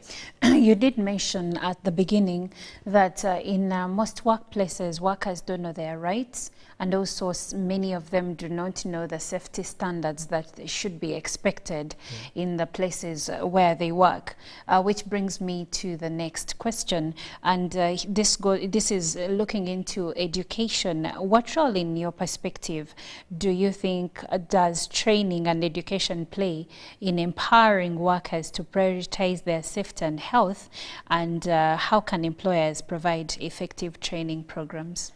Thank you so much. In occupational health and safety, we have found out that actually education and training plays a very big role, because it informs and educates. It gives knowledge and information to the employees. It gives education and gives information and knowledge to the employers. Even when we are talking about the employees, some employers also lack that information. So when we train, for example, I happen to be working with also a consultancy firm, which is Kosh. When we train, we make sure that the information we deliver, we also deliver the information to the employers, not only the employees. Because the employers are the decision makers and the implementers. Yes, it's very, very, very important. The employers now need to stop looking at training and education as, as a waste of resources or as a cost. In any case, it is their advantage, because if the employees know their responsibilities, then the employer will not have any problem implementing occupational health and safety at the workplace. If the employees are trained in occupational health and safety, they will know that in case of fire, I can use this fire extinguisher this way to stop fire. There you will have saved the employer's facility. And of course, you will have also saved your future, because that's where you earn a living.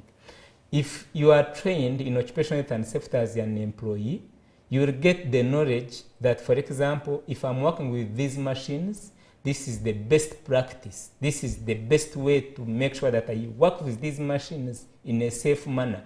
We all work with, for example, electricity, but we know it is dangerous, it is hazardous. But how best can we work with it? Because there is something we cannot avoid. The best way to do it is to make sure that we work with it safely. So if you provide information, we have always seen people being electrocuted, and it's because of lack of information. When, as an employer, look at training and education of the employees as a cost, that's when you will find yourself now incurring a lot of, cost in terms of hospital bills. That's when you will incur a lot of cost in terms of absenteeism. That's when you will incur a lot of cost in terms of now recruitment. Because if you have recruited me and I have got a problem or an accident, I've taken maybe a month without coming to work, you will need someone else to replace me. That is also a cost, because you will advertise, interviews, then again, recruitment. But even the person you have just recruited will need training. He will need training, to get the level of the person that has been involved in an accident. All that is the cost the employers should know and should avoid by providing enough training to employees. When the employees get enough training and education, they get to know the laws. You know, they, for example, we take them through labor laws, we take them through Occupational Health and Safety Act of 2006, which highlights their responsibilities in their workplaces. It's through the training that employees will know that, okay, working safely doesn't only help the employer, but also it helps me. Because if I'm working in an environment and maybe that environment has been affected, for example, by fire, it means tomorrow I will not come back to work. That means I'm losing the income. The dependents will suffer. You get. So health and safety training is very, very important to the employees and the employers. And it's always important that the training, the information is first given to the employers so that they get to know a lot of benefits, and that's when they can invest in health and safety. And it also improves the quality of work the employees do. It improves the morale. You know, when you provide health and safety training to the employees, they get to know that, oh, they are cared about, they are cared for. The employer is surely taking steps to make sure that they are safe at their workplace. Okay. Now, Andrew, one would wonder, these safety standards at places of work, are they protecting workers in only the formal, or even those in the informal sector are considered? Because we have a booming informal sector. When you go to Katwe, you're going to find workers. When you go to Chiseka Market, you're going, especially the side of mechanics, you're going to find workers, and in many other places. So when we talk about these safety standards, are they for someone working in corporate or someone who is also in the informal sector? Okay. Thank you so much. Now, when it comes to health and safety, it does not actually discriminate. Whether you are in informal or formal sector, you should follow the law. And because irrespective of where you are working, we expect you to be working safely. Whether you are in informal sector or formal sector, it does not matter whether you are a welder or whether you are working in a small milling machine, somewhere. You are supposed to follow, and you are supposed to follow the procedures. All safe work procedures should be followed to the dot. Otherwise, if you do, for example, get the shortcuts, then that means if you take a shortcut, it means you get accidents, you get incidents in the workplace. And in most cases, of course, whenever you involve the employer, say, for example, I think the employees need training. For people that are ignorant, especially the employers that are ignorant, they will think that maybe you will be wasting a lot of their time. And the money. Employees, yes, the employees are supposed to be working. And if you say, oh, let's spend a day, in training, then they look at it as, but the staff will have to be paid that day. Yes, but it helps the employer most. The employers should know this. It helps the employer most. And by the way, yes, most of the clients now don't want to associate with the companies whose employees are exposed to very many hazards. If you know that this company every year loses an employee, maybe in a machine or in fire or in what, you don't want to associate with such kind of a company. That's why now there are standards that you are supposed to follow. That's why you should always carry out, for example, the inspection is in the workplace. Should always do safety audits in the workplace to make sure that everything that is being done, they follow the safety procedures and standards. Because if you just sit in your office as an employer and you don't know how exactly the work is done at the workplace, then you will end up spending a lot of money when you would have actually avoided it. Yes. Well, interesting conversation we are having right here. I'm speaking to Andrew Nahawe, who is the president OSHA Association Uganda chapter, but he's also the technical director at the Center for Occupational Safety and Health Uganda Limited. And today our conversation is revolving around empowering workers through safe practices, and this comes on closer to the World Day for Safety and Health at Work, and Mr. Nahawe will be telling us more about that. But my highlight so far is that it's important to ensure that workers are safe, that we have safety standards in the places where we work, whether it is in the informal or even formal sector. It's important that the workers therein are safe. And I think it's because of that that you'll see, for instance, a place of work like UBC, you'll realize that at the gate there is security, because sometimes we host high-end, should I call them high-end, but people of high ground in our society, and sometimes their security is needed, but also the security of the people who work here is also paramount.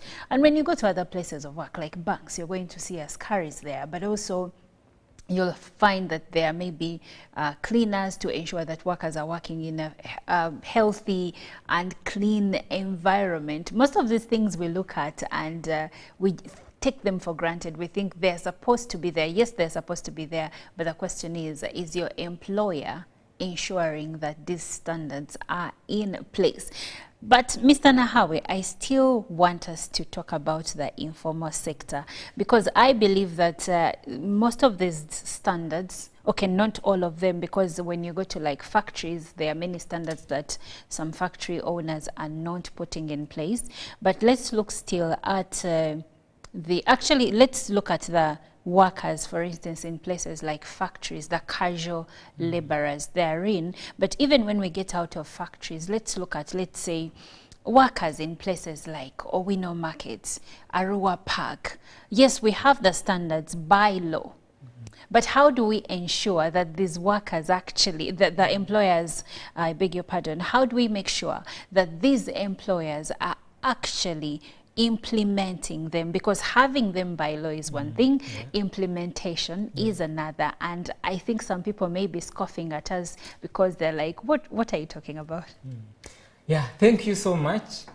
It also comes back to planning. When it comes to occupational health and safety, there are some things we can talk about: the 5 Ps, the programs, the policies, the procedures, the processes, and these are the things that should be followed. When it comes to informal sector, for example, checking our arcades, checking our markets, market, we have had incidents there, very many incidents. We have seen fires coming out of, burning the markets. We have seen fires burning the buildings. We have seen, fires burning the arcades, and this is something we should actually make sure that we avoid or we prevent. But how can that be done? Now, enforcement is very, very key. The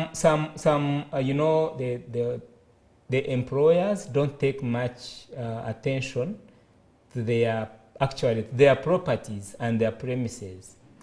But when there is enforcement, it helps. If KCC comes in, if the Department of Occupational Health and Safety comes in to do the inspections, it helps.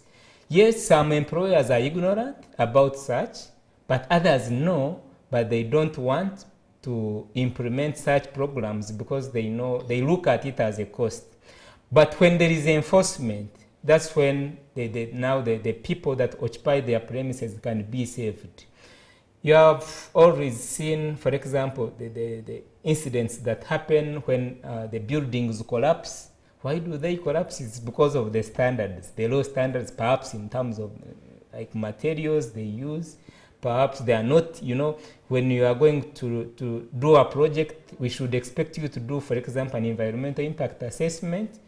If you are going to build, for example, a storage building, we expect you to, for example, do some soil sampling and the kind of the soil we are going to build on, the kind of the ground, how is it? You know, these, when you are building, there are always vibrations, especially when you are using these heavy equipment, like excavators and whatnot.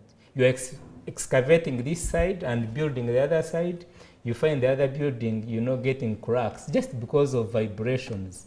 So it's, if there is enough enforcement, it would help in implementation, because it will help especially those employers that ignore what they should be doing, that ignore their responsibilities in terms of health and safety. Because when you move around, for example, in different arcades, in different markets, you can actually tell that they are lacking a lot. That's why, even if there was, for example, a fire in the middle of a market, and the fire engine is around, it wouldn't get where to pass, because there is no enough space where a fire engine can pass and extinguish fire. That is a very serious issue. And it has always happened, but I think we haven't learned from, you know, the incidents we have had. And we've had quite many. Very many. People have lost their property, people have lost their businesses, and people lives have lost their money in such incidents. But we have failed to learn from them. But if there was some good level of enforcement, I think that would have been prevented. Any other incidents would have been prevented, because if one incident happens, it's important that you carry out an investigation. Why did it happen? How did it happen? You know, what could be the challenge, and how can it be prevented in the future? When you do that, when you carry out an investigation, then and provide the recommendation, and you implement the recommendations, such incident may not happen again. And even before such incidents happen, there are always, you know, signs, or there are always some near misses, which are always ignored. But when there is a near miss and is investigated, then at least you will get to know what you are supposed to do to prevent an incident. Okay. Now, Mr. Nahawe, what would you say is OSHA Association doing, or what have you done so far to work with policy makers, with the government, to ensure that companies and other places of work put in place safety standards for workers? Thank you so much. Now, OSHA Association has helped to promote health and safety at work through awareness. We do awareness trainings in different organizations, and we have created platforms where we can always provide information. We do awareness training in occupational health and safety for different workplaces. And the fact that when you, for example, when you become a member, we expect you to also comply and work in, you know, towards implementing health and safety. And that is the benefit, of course, being a member of OSHA Association. So OSHA Association has helped organizations know their roles, has helped the employees know their role, and has helped the public also know their role. With this information that is provided, they get to know what they are supposed to do and how they are supposed to do it and how often. So this has helped them, for those that have got the information. Awareness like this helps them get a lot of knowledge in how they can prevent workplace accidents. So it has helped them get that information, and the employees in different workplaces have benefited a lot in that regard. Okay. Is there anything you have done with the government so far, or how you have, have you influenced policy in any way as OSHA Association?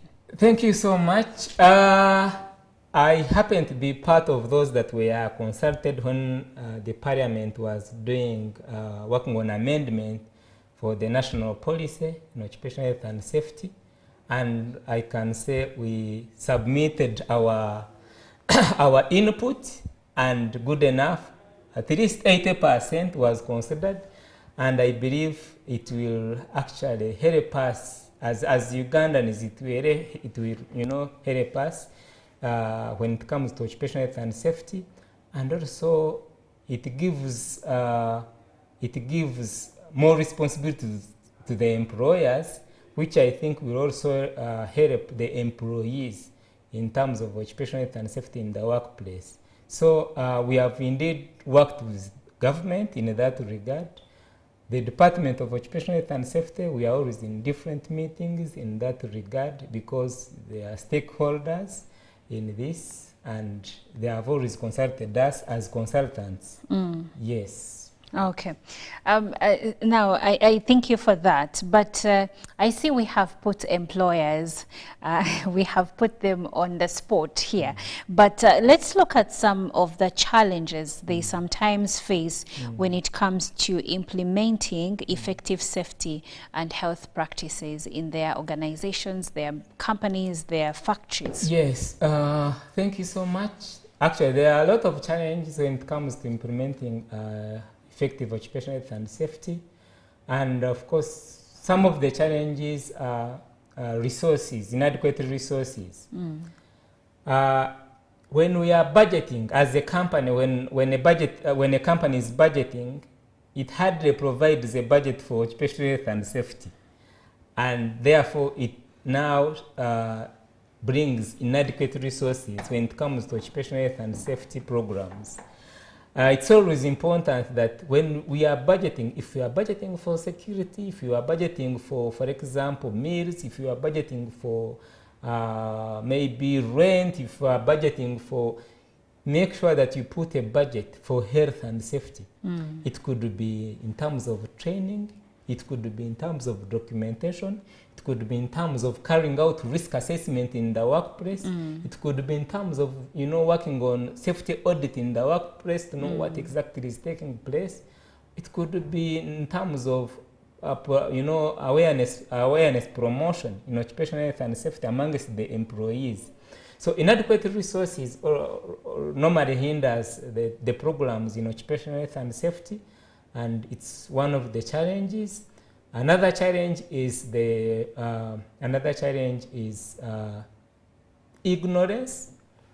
Looking at health and safety as a cost, it's a very big challenge.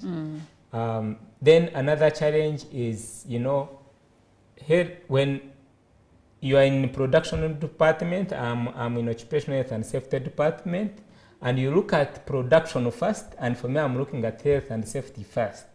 Now, when those conflict, you end up now having challenges in the workplaces. Because if I'm head of production and you think you can produce without producing safely, then you'll be conflicting with the department in charge of health and safety. So health and safety, whenever it is looked at, it should be looked at as something that cuts across. Because this one, whether you are in production, whether you are in finance, could be, it affects you. Because you could be a finance manager somewhere, and maybe even the chair you are seated in affects your health. It has maybe ergonomic issues. The workstation you are using, you could be using a laptop there that affects your eyes. You could be working in a dim environment, but if someone comes in to help, you should make sure that you give them, the chance to help, because it also helps you. We have got a challenge in implementing effective health and safety because they look at some employers look at it as waste of time, which is a very, very big challenge. Because when you say, the training will take 1 day, they will look at 1 day as if it is a month. Say, but we need to do some work. Yes. What if you do it and someone is involved in an accident? The work can stop for even the whole month when they are doing the investigation.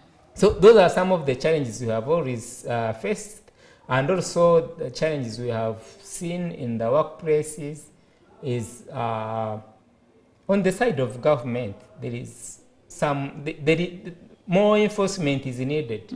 More enforcement is needed. Especially when you look at places like markets, like arcades, yes, for sure, like you more mentioned. enforcement. And by the way, if you are to look at government versus private organizations, you will find that most of the private companies follow occupational health and safety vis-a-vis the government. Yes, wow. Yes. Interesting. And you know, that is something that, you know, it's not looking good for sure in the country. It doesn't. We would expect the government to be the, you know, to do the example, to set the example. They should set example. Okay, Mr. Nahawa, I see that as we come to the end of our conversation, you have fired some shots. But what would be the last message you'd convey to Ugandans?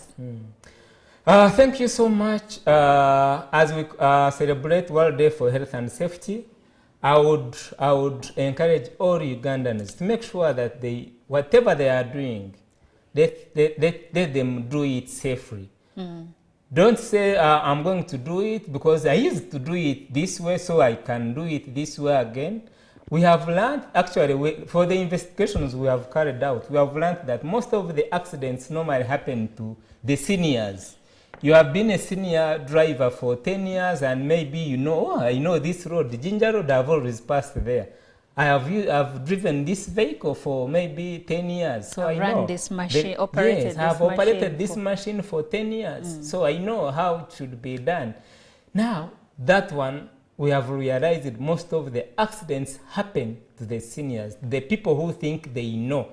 And it's important that we reflect on what we have gone through. We have had incidents, we have had accidents in different workplaces. It is time to reflect on what we do and make sure that everything is done safely. As we commemorate World Day for Health and Safety, the theme is revolutionizing health and safety at work, and the role of AI, you know, in health and safety. We can use AI at least, for example, to get the data. When you get the data, it gives you a chance. It gives you a chance to know the statistics and how best you can, you know, make sure that health and safety is implemented. Thank you. Yes. Thank you so much, Mr. Andrew Nahawe. Mr. Andrew Nahawe is the president, OSHA Association Uganda chapter, and he is also the technical director at Center for Occupational Safety and Health Uganda Limited. Thank you so much for coming through. And thank you so much for being a part of the conversation. This is where we will end our conversation. Good Morning Uganda Sports Updates up next with Ruben Pima Chibirango.